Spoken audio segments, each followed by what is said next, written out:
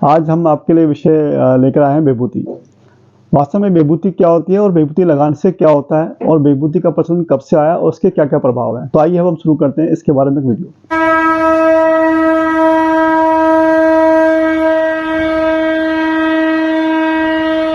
दोस्तों वास्तव में विभूति एक भस्म या राख कही जाती है, या भस्म या राख को यूं कह ले, इससे विभूति कही जाती है। विभूति जो है प्राचीन समय से या सनातन समय से हमारे हिंदू धर्म में चली आई है।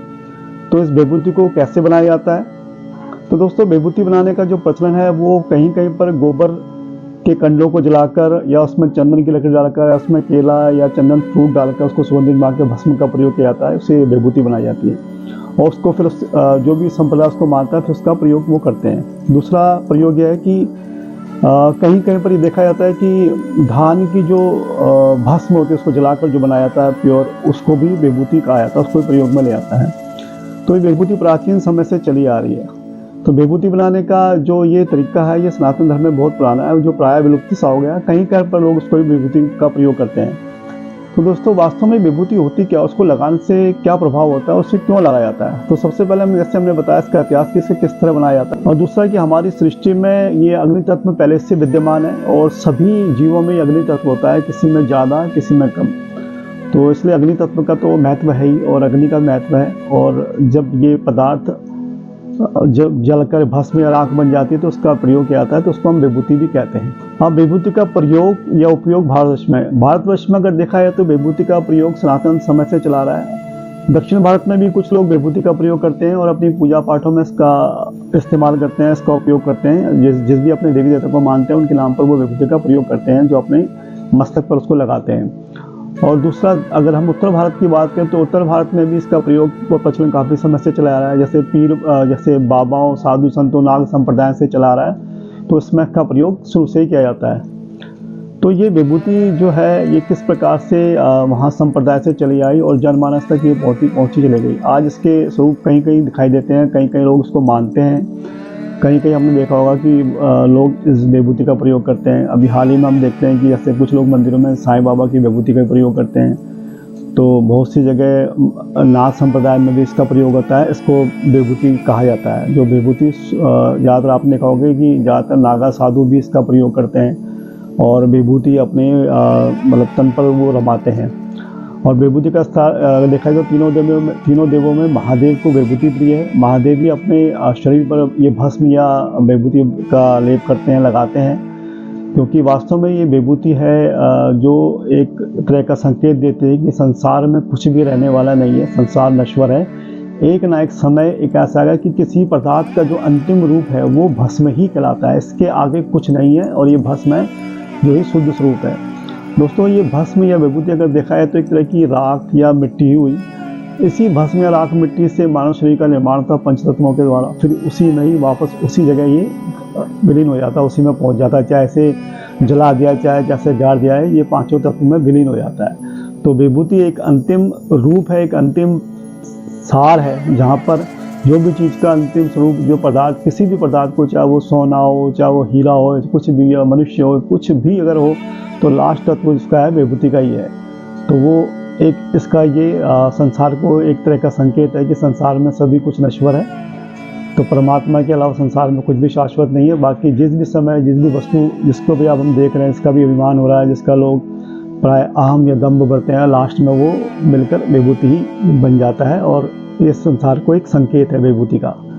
दोस्तों विभूति का जो तीसरा प्रयोग है, जैसे कि हम बताएं हमारे चैनल का नाम उत्तराखंडेश कृपा है, तो उत्तराखंड में विभूति का क्या महत्व है? उत्तराखंड में विभूति का यह महत्व है कि प्राय जो व्यक्ति जिसमें देवता आते हैं उसे डंगरिया कहा जाता है।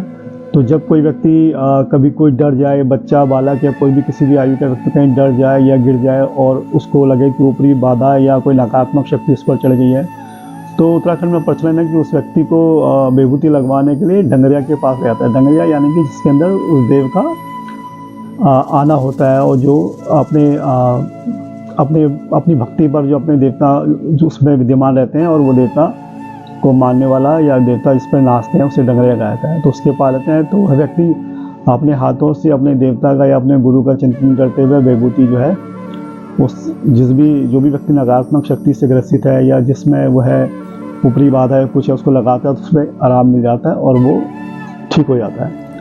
तो उसमें प्राय देखा गया कि जिस व्यक्ति में इससे कोई होता क्या है कि जैसे कोई व्यक्ति डर गया या गिर गया या कहीं किसी भी ऊपरी हवा के या नकारात्मक शक्ति की चपेट में आ गया, तो वो जब डर जाता है तो होता है क्या, जो आत्मा है वो या हम कहें हमारे सूक्ष्म शरीर है वो सिकुड़ जाता है और उस नकारात्मक शक्ति को वहाँ प्रवेश करने की जगह मिल जाती है। और जब वो प्रवेश शक्ति जो नकारात्मक शक्ति शरीर में प्रवेश करती है तो वो भी शक्ति।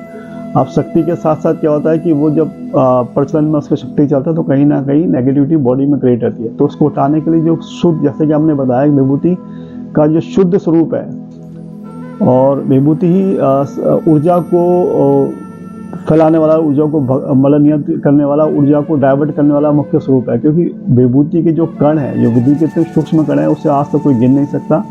वो असंख्य, असीमित है, परमात्मा की तरह अनित है।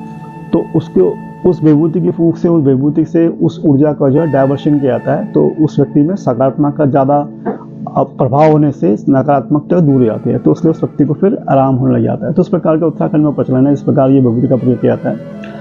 और अगर हम इसके वैज्ञानिक पहलू को देखें या योग के विषय में देखें तो विभूति का जो लगाने का जो तरीका है, विभूति जो व्यक्ति लगाता है या जिसको लगाया जाता है, ज़्यादातर प्राय सभी के आज्ञा चक्र पे लगाया जाता है। क्योंकि हमारे सारे 7 चक्रों में आज्ञा चक्र एक ऐसा चक्र है जिस पे प्रभाव देने से या जिस पे ध्यान लगाने से या जिसको मजबूत करने से सारी शरीर में सकारात्मक फैल जाती है। क्योंकि आज्ञा चक्र ही प्रचलित है, क्योंकि शक्ति प्राय नीचे से ऊपर की उधर्व होती है। तो आगे चक्र प्राय उधर्व है, इसके बाद सहस्त्रार चक्र है।